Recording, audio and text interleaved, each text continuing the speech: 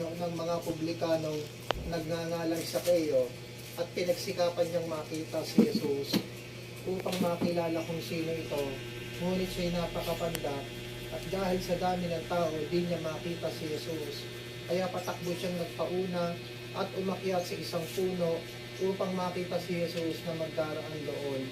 Pagdating ni Jesus sa dakong iyon, siya'y tumingala at sinabi sa kanya, Sakeo, bumaba ka agad sapagkat kailangan kong tumuli ngayon sa bahay mo.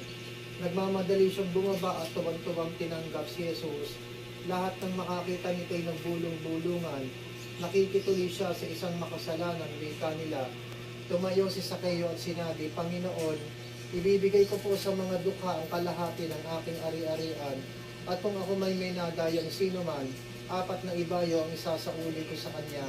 At sinabi sa kanya ni Jesus, ang kaligtasan ay dumating ngayon sa bahay nito. Lipin ni Abraham ang mga taong ito, sapagkat naparito ang anak ng tao upang hanapin at iligtas ang naligaw. Ang mabuting balita ng Panginoon. Pinupuri ka namin, Panginoong Kristo. Panalangin sa bawat panalangin, tugon tayo. Panginoon, pakinggan mo kami. Pakinggan po.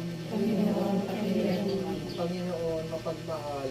Loobin mo na pamayanihan ng tapat na pagmamahalan ang tahanan at ang gawaang ito. Manalangin tayo. Panginoon, pakinggan mo kami. Panginoon, mapagkalinga, loobin mo na lagi rin kaming bukas palad sa aming mga kapwa na mga kapuspalad, mga dukha at mga sawi, tugon po.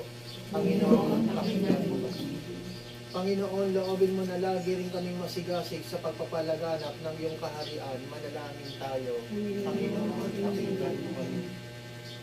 Aming Ama sa iyong sumasampalataya ako. Panginoon na aming lahat.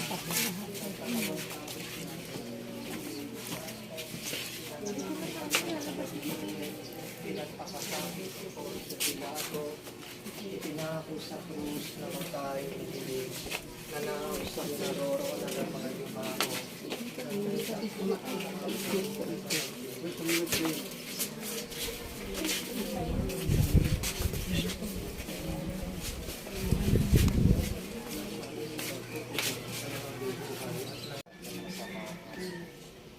Ginoong Maria, napupuno ka ng grasya ang Panginoong Diyos ay sumasa iyo. Bukod kang pinagpala sa babaeng lahat, pinagpala ng